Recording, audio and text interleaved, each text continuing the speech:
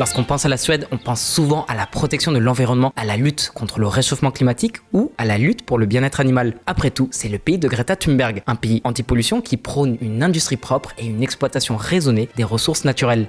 C'est un pays où 10% de la population est végétarienne ou végétalienne et qui promeut un monde moins capitaliste et moins matérialiste. Pour certains, la Suède peut aussi être assimilée à l'immigration incontrôlée et aux vagues de violence de ces dernières années. Mais c'est une autre histoire à laquelle on a d'ailleurs consacré une super vidéo.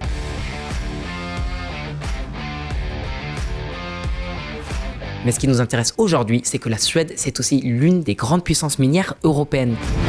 12 janvier 2022, la Suède découvre le plus grand gisement de métaux de terres rares d'Europe qui pourrait bien devenir plus important que le pétrole et le gaz. On parle d'un énorme gisement de près d'1 million de tonnes d'oxyde de terres rares. D'autres découvertes quasi simultanées ont eu lieu en Finlande, en Grèce et en Espagne.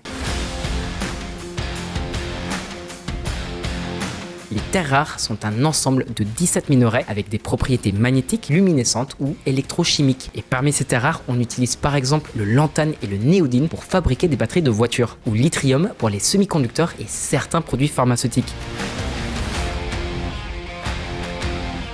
Mais ce qui nous intéresse aujourd'hui, c'est pas la découverte en elle-même, mais c'est ce qui se cache derrière. C'est parti!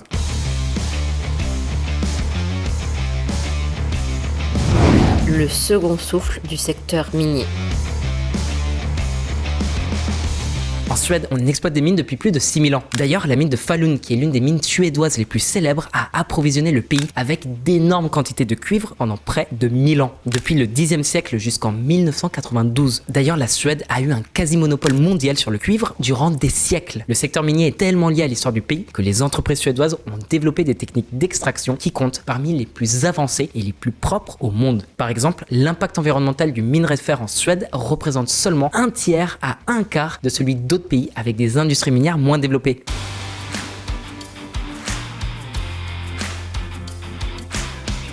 Aujourd'hui, la Suède compte 12 grandes mines en exploitation, principalement situées dans la moitié nord du pays. Toutes sont dédiées à l'exploitation de métaux, fer, plomb, zinc, or, argent et cuivre. En fait, depuis le XVIIIe siècle, la Suède est le principal fournisseur de fer en Europe. À l'heure actuelle, elle produit plus de 90% de tout le fer produit dans l'Union européenne, mais aussi 1/3 du plomb et du zinc et 1/10 de l'or, de l'argent et du cuivre. On est d'accord, ça va à l'encontre de l'image qu'on peut se faire de la Suède. D'ailleurs, le secteur minier est l'une des cibles principales des militants écologistes. Mais l'exploitation minière est tellement importante pour l'économie suédoise que les autorités vont même déplacer une ville entière pour qu'une des mines puisse continuer à fonctionner. La ville minière suédoise qui s'enfonce dans le sol devrait être relocalisée bâtiment par bâtiment. Cette ville, c'est Kiruna et c'est justement là-bas qu'a été découvert l'énorme gisement de terres rares dont on a parlé au début. Et en vérité, entre le changement de modèle de production, les transitions énergétiques et les nouvelles solutions de mobilité promues dans le monde entier, l'exploitation minière suédoise pourrait connaître un nouvel âge d'or. Et pas seulement pour les terres rares. Ces dernières années, plein d'autres gisements ont été découverts. Des matières premières qui s'avèrent stratégiques pour l'avenir, surtout si on veut atteindre la neutralité carbone d'ici 2050. 25 janvier 2022, United Lithium découvre 2 nouvelles pegmatites riches en lithium sur le projet Bergby en Suède avec le forage en cours. Entre le gisement de terres rares découvert à Kiruna et ce gisement de lithium à Bergby, la Suède pourrait devenir l'un des pays les plus stratégiques d'Europe et de loin. Les terres rares et le lithium sont essentiels pour les voitures électriques, les éoliennes et plein d'autres appareils électroniques, à tel point que pas mal d'experts considèrent qu'à moyen terme, ces matières premières seront plus importantes que le gaz ou le pétrole.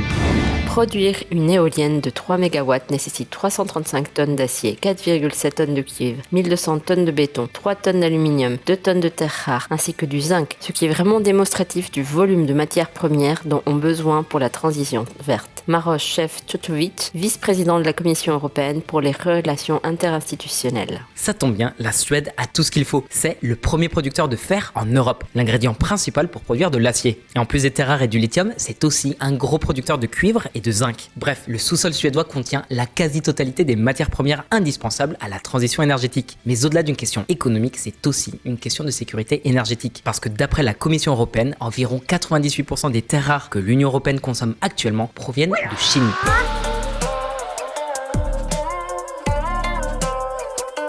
D'ailleurs, on vous en avait déjà parlé dans une autre vidéo sur les voitures électriques chinoises grâce aux violations répétées des droits de l'homme dans les mines congolaises. Et s'il y a bien une leçon qu'on a apprise récemment, c'est qu'être trop dépendant d'un seul pays pour une ressource clé peut avoir des conséquences désastreuses, comme le prouve l'exemple de l'Europe avec le gaz et le pétrole russe, surtout si les tensions montent avec l'Occident, comme c'est le cas actuellement avec la Chine. La Suède est de fait une alternative viable pour réduire cette dépendance et empêcher ce genre de choses.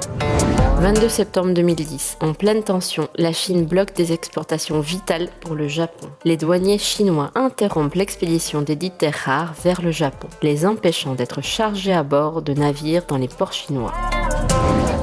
29 mai 2019, la Chine est prête à utiliser des terres rares comme levier pour riposter dans le cadre d'une guerre commerciale avec les États-Unis, ont averti les journaux chinois mercredi. Le problème, c'est que la Chine possède près de la moitié de toutes les réserves connues de terres rares dans le monde.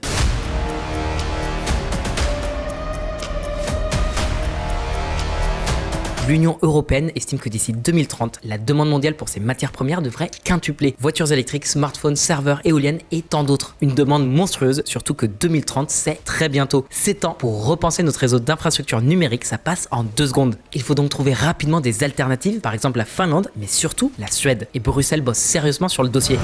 L'Union européenne va introduire des objectifs d'autosuffisance en matières premières. Dans sa loi sur les matières premières critiques, la Commission regardera au-delà des terres rares classiques du type scandium pour se concentrer également sur d'autres métaux nécessaires à la transition verte, a déclaré Anne Lee, un haut fonctionnaire de la Commission européenne. Et clairement, le cuivre va être nécessaire pour l'électrification de l'économie mondiale. Évidemment, le secteur minier craint les régulations à venir de la Commission européenne.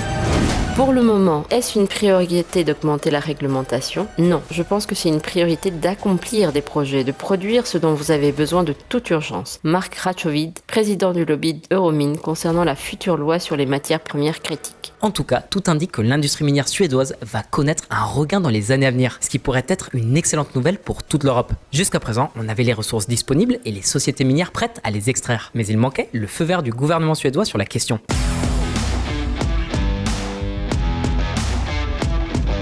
Or, ces dernières années, le gouvernement social-démocrate n'était pas particulièrement favorable à l'industrie minière et la lenteur de la bureaucratie n'a pas facilité l'attribution des licences d'exploitation. Même que, selon le classement international du Fraser Institute du Canada, entre 2016 et 2021, la Suède est passée de la 8e à la 36e place en termes d'attractivité pour les investissements miniers. Mais en octobre 2022, le gouvernement social-démocrate a passé la main à la droite. Le nouveau premier ministre, le conservateur Ulf Kristersson, souhaite que le pays redevienne une nation minière. Le gouvernement veut même stimuler les investissements de la société minière publique LKAB, le plus grand producteur de minerais de fer de toute l'Europe. Ils veulent aussi devenir une puissance nucléaire. La Suède 3.0. La Suède, le pays vert par excellence, pourrait devenir une grande puissance nucléaire européenne. On parle évidemment du nucléaire civil, pas de projet de le militariser. C'est son aspect énergétique qui séduit le nouveau gouvernement. Sa proposition clé, passer du concept de 100% énergie renouvelable au 100% énergie non fossile. C'est donc la porte grande ouverte au nucléaire. Tout comme le Japon souhaite le faire, comme on en parle dans cette vidéo, la Suède veut parier sur les SMR, des petits réacteurs nucléaires modulaires. Et pour ça, ils sont prêts à modifier la législation actuelle et à débloquer des fonds publics qui étaient jusqu'à présent réservés aux énergies renouvelables. Et ils comptent bien sécuriser les investissements dans le nucléaire. Ils veulent faire voter une loi qui interdirait à tout futur gouvernement de démanteler le parc nucléaire suédois. Et c'est avec cet objectif en tête que les différents partis de droite ont signé l'accord TIDO. Un accord qui a du coup donné naissance à une formation qui regroupe les chrétiens démocrates, les libéraux, le parti modéré et les démocrates de Suède, un parti populiste d'extrême droite. Et ouais, un accord politique quadripartite en faveur du nucléaire. C'est un virage à 180 degrés pour la Suède. Et dans cet accord, les signataires s'engagent à mettre en œuvre l'appareil législatif qui encadre les petits réacteurs modulaires considérés comme l'avenir du nucléaire civil. Ça inclut notamment la suspension de la loi qui impose aujourd'hui un fonctionnement de maximum 10 réacteurs nucléaires en simultané. Mais l'accord de TIDO prévoit aussi la construction de nouvelles centrales et l'allègement de la réglementation. Alors qu'aujourd'hui, la Suède possède 6 réacteurs qui fournissent environ 31% de son énergie, la part du nucléaire dans son futur mix énergétique pourrait se rapprocher des 50%. Le nucléaire va donc devenir la principale source d'énergie de la Suède. Les énergies renouvelables au rendement plus inégal, par exemple en cas d'intempérie, viendraient plutôt compléter le nucléaire quand il y aura des pics de demande.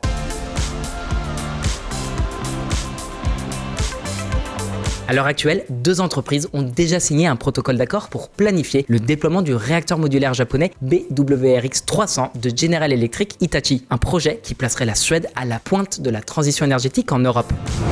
Les SMR peuvent fournir à la fois à l'industrie lourde et aux municipalités de l'électricité, de la chaleur et de l'hydrogène en quantité prévisible et sans empreinte carbone. Avec la nouvelle énergie éolienne, le nouveau nucléaire sera une pièce cruciale du puzzle de la transition climatique. Laurent Leveugle, du géant de l'énergie Fortum. Pour le moment, tout ce qu'on sait, c'est que l'étude pour la construction de ces petits réacteurs modulaires en Suède se terminera fin 2023, début 2024. Mais les enjeux politiques autour du nucléaire sont majeurs, surtout au niveau européen. La France s'est battue pendant des mois parce qu'elle voulait que l'hydrogène produit grâce aux centrales nucléaires soit reconnu comme une énergie durable par la Commission européenne.